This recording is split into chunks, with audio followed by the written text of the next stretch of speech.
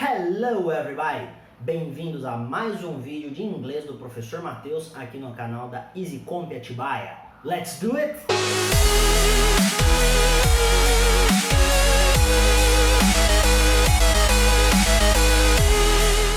No vídeo anterior, nós paramos na descida dos europeus para a África, na intenção de conquistar o continente e conseguir usar o continente como ponte para chegar até a Ásia para fazer as negociações. Como eu falei no final do vídeo anterior, esse processo funcionou durante um tempo, porém, os países que já haviam conquistado vários pedaços da África começaram a bloquear o caminho para outros países.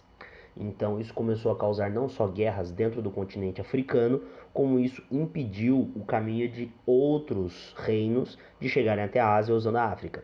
Por conta disso, alguns países que já tinham um sistema de navegação mais apurado, como por exemplo Portugal, começou a experimentar dar a volta na África de navio.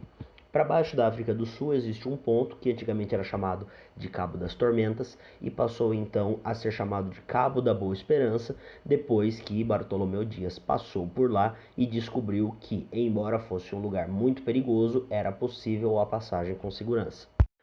Após utilizar essa rota e chegar com sucesso às Índias, outros países, além de Portugal, começaram a utilizar a mesma rota, que consistia em dar a volta na África de navio, saindo da Europa e chegando na Ásia e voltando pelo mesmo caminho.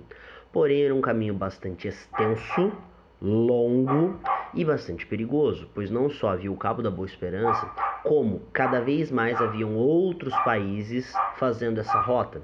Então o que acontece? Nesse período surgem os primeiros piratas.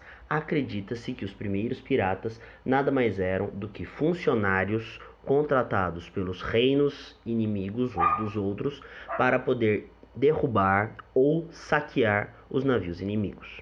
E com isso impedir o lucro, que ajudaria no desenvolvimento dos países adversários que estavam utilizando esses navios para fazer o comércio entre as Índias. Então, em se falando de idiomas e difusão cultural, o que nós temos agora? Nós temos o continente europeu indo para a Ásia e descendo para a África. É nesse momento que começam as grandes colonizações. Cristóvão Colombo então veio para a América para tentar dar a volta no mundo e chegar nas Índias e acabou descobrindo o continente americano. E juntamente com ele, outros países começaram a perceber que tinha um continente gigantesco para cá a ser explorado. Então começam a vir holandeses, ingleses, franceses, portugueses, espanhóis e começam a colonizar o nosso continente. Então, o que acontece nesse momento no mundo todo, a partir do século XV? Nós temos uma mistura de culturas muito grande e uma mistura de idiomas muito grande, Nós temos conquistadores que colocam o idioma deles, impõem o idioma deles sobre os nativos locais, indígenas, aborígenes, e nós temos a necessidade de tradutores para negociar com esses povos, para instituir novas colônias desses países. Nós precisamos de tradutores que conversem, que façam parcerias, que façam amizades com determinadas tribos. Algumas vezes acabam sequestrando algumas tribos para fazer os trabalhos pesados e impõem a língua deles para que eles entendam quais são as ordens. Então nós temos nesse momento uma difusão de línguas muito grande no mundo, uma mistura de línguas, e nós temos uma imposição de línguas de determinadas culturas sobre outras culturas. Como já falamos em alguns vídeos atrás, houve a reforma protestante e houve a utilização da prensa de Gutenberg para popularizar a língua, para popularizar o conhecimento e principalmente a escrita. E o que aconteceu? Em 1475 houve o chamado advento da imprensa na Inglaterra, e em 1516 houve a criação do sistema postal, que foram os correios.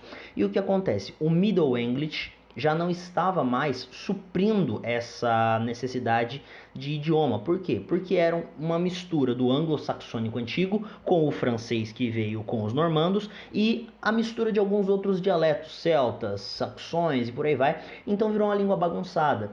E assim, como nós temos agora a impressão desse idioma, a impressão dessa escrita, nós precisamos ter uma regra para poder fazer essa impressão. Então vira uma bagunça gigantesca, cada um escreve de uma forma.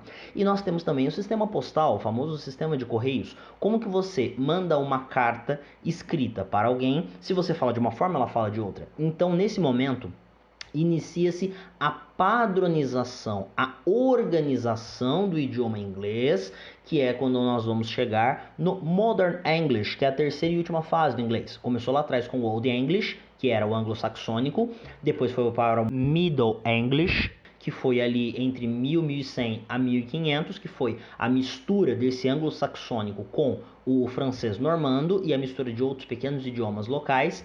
E agora nós temos a padronização desse inglês para torná-lo como nós conhecemos hoje.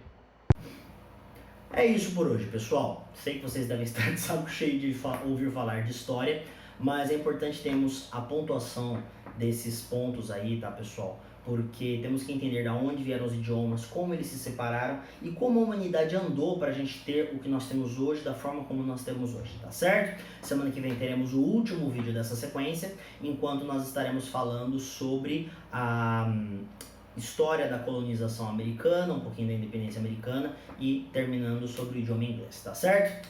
Muito obrigado, até logo e... Bye bye!